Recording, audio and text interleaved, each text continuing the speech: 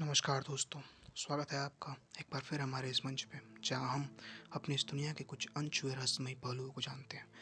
आज हम बात करेंगे एक ऐसे पर्वत की जो हमारी कथाओं के अनुसार धरती और स्वर्ग के बीच की सीढ़ी है। हम बात कर रहे हैं माउंट कैलाश या कैलाश पर्वत की। कैलाश पर्वत तिब्बत में स्थित है और इसकी ऊंचाई लगभग 6,638 मीटर है। इस पर्वत के 4 फेसेस हैं जो कि 4 दिशाओं के सूचक लगते हैं। पौराणिक कथाओं के अनुसार कैलाश के महत्वपूर्ण अंग ये 4 फेसेस 4 अलग अलग धातुओं से निर्मित हैं और समय समय पर इनके अलग प्रकाश तरंगों से कैलाश सुनहरा दिखता है। कैलाश पर्वत से ही एशिया की 4 महत्वपूर्ण नदियाँ इंदस, सतलुज, ब्रह्मपुत्र और करनाली निकलती हैं। ये तो थी हमारी माउंट कैलाश की भौगोलिक जानकारी। अब बात कर लेते हैं इसके रहस्यमयी पहलुओं की। माउंट कैलाश माउंट एवरेस्ट से लगभग 2000 मीटर तक छोटा है, और जहां माउंट एवरेस्ट पे अभी तक 4000 से भी अधिक लोगों ने सफलतापूर्वक चढ़ाई की है, और माउंट कैलाश पे आज तक किसी के भी चढ़ने की कोई आधिकारिक पुष्टि नहीं है। जिस इकलौते इंसान की इस चोटी पे चढ़ने की बात बताई जाती है वो एक बुद्धिस्ट संत मिलारेपा है। तिब्बत के लोगों के अनुसार उन्होंने ये कारनामा आज से 900 साल पहले किया था, पर इसे भी लोग कहानियां मान जुटला देते हैं। तो ऐसी क्या वजह है कि कैलाश पर्वत की चोटी आज तक अजय बनी हुई है? इसके पीछे साइंटिफिक पक्ष और माइथोलॉजिकल यानी कि पौराणिक पक्ष अपने अपने कारण देते हैं। सबसे पहले बात कर लेते हैं साइंटिफिक कारणों की। सबसे पहला और महत्वपूर्ण साइंटिफिक कारण है इसके स्लोप के एंगल का। एक आइडल पर्वत चढ़ाई के लिए स्लोप का एंगल 50 डिग्री तक सही माना जाता है। माउंट एवरेस्ट का एंगल भी 40 डिग्री से 55 डिग्री तक है, और माउंट कैलाश के स्लोप का एंगल 65 डिग्री से भी ज़्यादा है, जो कि इसकी चढ़ाई को नेक्स्ट टू इम्पॉसिबल बनाता है। दूसरा कारण जिसका साइंटिस्ट समर्थन करते हैं वो है यहाँ के लगातार बदलते मौसम का। यहाँ के मौसम की स्थिति हमें एक कर्नल विल्सन के इस कथन से मालूम पड़ती है। कर्नल ने कहा था, जब मैंने चढ़ाई शुरू की तो यह काफ़ी सरल और सीधी दिखी।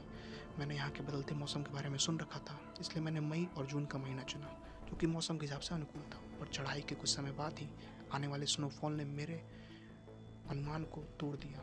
यह बिल्कुल ही अप्राकृतिक था।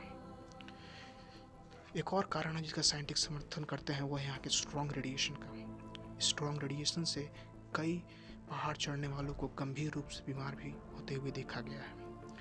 पर इन सारे साइंटिफिक कारणों में कुछ ठोस नहीं मालूम पड़ता, सब कहीं ना कहीं अधूरे लगते हैं। तो बात कर लेते हैं माइथोलॉजिकल कारण यानी कि हमारी पौराणिक कथाओं की। माउंट कैलाश का पौराणिक महत्व सिर्फ हिंदू धर्म तक ही सीमित नहीं है। बौद्ध धर्म के लोग इसे अपने बुद्धा के पुनर्वतार संत डेंगचोक के ज्ञान प्राप्ति का स्थल मानते हैं। जैन लोग इसे अपने पहले गुरु के समाधि का स्थल बताते हैं। वहीं तिब्बत में पाए जाने वाले बौद्ध धर्म के लोग कैलाश पर्वत को संसार के सारे शक्तियों का केंद्र मान पूजते हैं। और जैसा कि हमें और आपको पता है, हमारे हिंदू धर्म में कैलाश भगवान शिव व उनके कुटुंब का निवास स्थान बताया जाता है।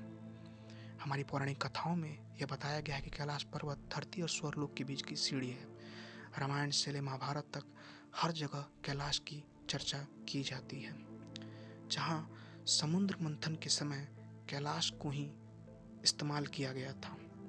रावण ने इस कैलाश को ही उठाने की चेष्टा की थी, और महाभारत में जब खत्म हुआ था तो युधिष्ठिर के स्वर्गलोक की सीढ़ी यह पर्वत से ही होकर गुजरी थी। इन सब दैविक महत्वों को बता कई लोग इस पर्वत को पवित्र बताते हैं और इस पे चढ़ने का विरोध करते हैं। ये तो थे दो पक्षों के अपने अपने कारण। अब बात कर लेते हैं कुछ तथ्य तथा फैक्ट्स की।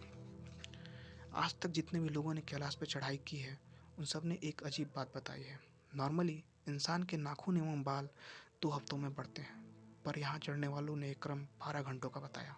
एक ग्रुप ने यह भी बताया कि उनकी उम्र यहाँ अचानक से बढ़ने लगी थी।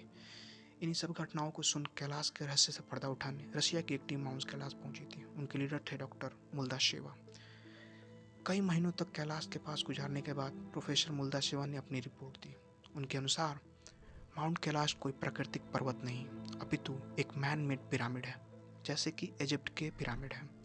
यह खास लोगों द्वारा बनाया गया है जिन्हें संसार के बारे में आधुनिक ज्ञान था। इस पिरामिड की लोकेशन इस धरती के बीचों बीच है तथा यह धरती पर होने वाले सारे प्राकृतिक एवं अप्राकृतिक घटनाओं का केंद्र है। सरल शब्दों में कहें तो दूसरी दुनिया से हमारे संपर्क का साधन है। मुल्दाशेवा ने अपनी किताब में कुछ और बातें बताई। उन्होंने बताया कि रात को उन्हें और उनकी टीम को कैलाश से कुछ अजीब आवाज़ें सुनाई देती थी। ऐसा लगता था कि उसके भीतर से कोई फुसफुसा रहा है। कई बार आवाज़ें ज़ोर ज़ोर से आती थी, जो कि किसी डमरू या ऊन की स्वर जैसी लगती थी। तिब्बत के संतों का कहना है कि कैलाश के भीतर अपनी एक अलग ही दुनिया है, दुनिया जहाँ सिर्फ पवित्र आत्माएं वास करती हैं। उनका यह भी मानना है कि कैलाश पे सिर्फ वही चढ़ सकता है जिसने अपने जीवन में कभी कोई पाप न किया हो। हमने शुरुआत में आपको कैलाश पे चढ़ने वाले इकलौते संत मिलारेपा के बारे में बताया ही था।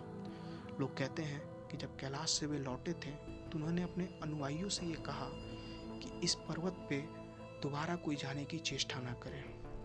यहाँ भगवान तपस्या में लीन है, उन्हें कोई डिस्टर्ब न करे। इन सब धारणाओं के उलट चीन सरकार ने 2001 में एक स्पेनिश की माउंटेनियरिंग टीम को कैलाश पर चढ़ने के लिए आमंत्रित किया, पर इस फैसले की विश्व भर में घोर निंदा हुई, जिसे सुन चीन ने तुरंत इसे बंद करने का आदेश दिया और तब से उसने इस पर्वत पर चढ़ाई को बैन कर रखा है।